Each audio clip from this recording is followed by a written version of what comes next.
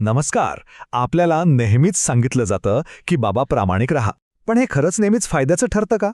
आजच्या या विश्लेषणामध्ये आपण बघणार आहोत की कधी-कधी आपले खरे हेतू लपवणं हीच सर्वात मोठी शक्ती कशी ठरू शकते. चला तर मग पाहूया की ही रणनीतिक गुप्तता नक्की आहे तरी काय? चला सुरुवातच एका थेट प्रश्नाने करूया. लहानपणापासून आपल्याला काय शिकवलं जातं की बाबा नेहमी खरं बोला, एकदम पारदर्शक राहा. पण कधी असा विचार मनात आलाय का की हे जे खुलं पुस्तक असणं आहे तेच कुठेतरी आपली शक्ती कमी करतंय? आणि खरी समस्या ना ती इथेच सुरू होते. जेव्हा लोकांना तुमच्या प्रत्येक चालीचा अंदाज येऊ लागतो तेव्हा काय होतं, ते तुमच्यावर नियंत्रण मिळवू लागतात. तुम्ही नकळत एका अशा सापळ्यात अडकता ज्याला आपण म्हणू शकतो अंदाज बांधण्याचा सापळा. आणि मग काय, तुमची सगळी शक्ती, तुमचा प्रभाव सगळं हळूहळू कमी व्हायला लागतं. हे वाक्य बघा किती खरंय. विचार करा, जेव्हा तुमच्या प्रतिस्पर्धकांना तुमची पुढची चाल आधीच माहीत असेल तर ते काय करतील? ते फक्त स्वतःचा बचाव करणार नाहीत, उलट तुमची योजना सुरू होण्याच्या आधीच ती मोडून काढतील. म्हणजे तुमचा खेळ सुरू व्हायचा आतच गेम ओव्हर. तर मग प्रश्न येतो की या अंदाज बांधण्याच्या सापड्यातून बाहेर पडायचं तरी कसं? याचं उत्तर एका शब्दात आहे: अनिश्चितता. आणि इथेच येतो सत्तेचा तिसरा नियम, जो सांगतो आपले हेतू लपवा.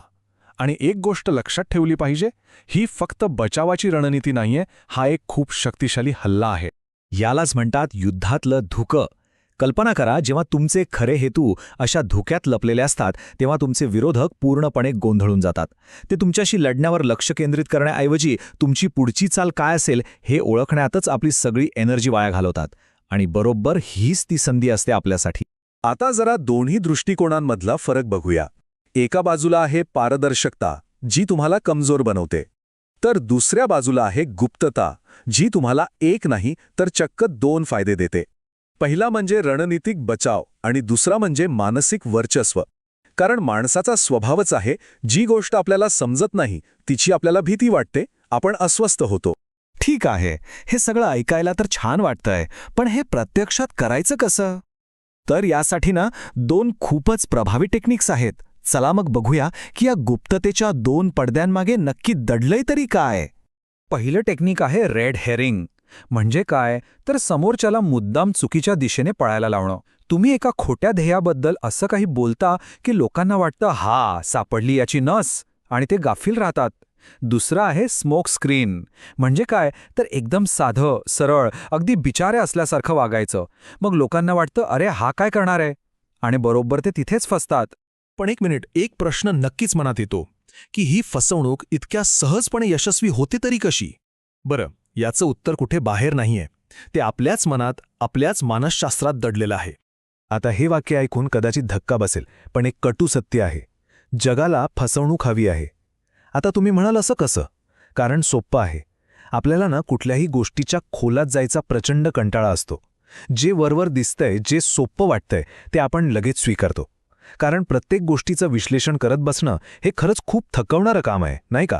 आणि म्हणूनच ही जी टेक्निक्स आहेत ना, ती आपल्या नैसर्गिक स्वभावाच्या विरोधात जात नाहीत, उलट त्याचाच फायदा घेतात.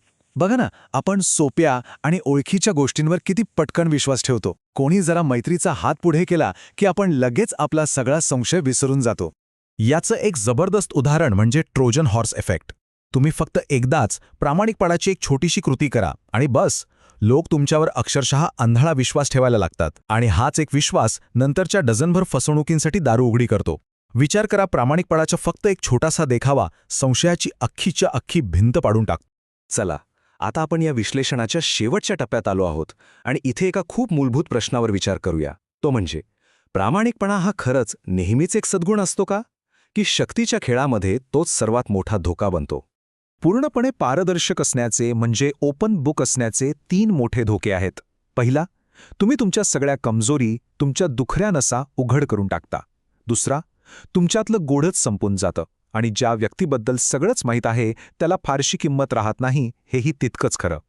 आणि तिसरा धोका म्हणजे, ज्या क्षणी तुम्ही तुमचं ध्येय जाहीर करता, कालपर्यंत जे तुमच्या बाजूने होते ते सुद्धा तुमचे स्पर्धक बनून उभे राहतात. तर मग शेवटी प्रश्न हाच उरतो. आजच्या या पारदर्शकतेच्या जमान्यात, जिथे प्रत्येकजण आपलं सगळं काही जगासमोर उघडं करत सुटलं आहे, अशा वेळी गुप्तता पाळणं हाच जिंकण्याचा एकमेव आणि अंतिम मार्ग आहे का? या प्रश्नावर विचार करायला नक्कीच हरकत नाही.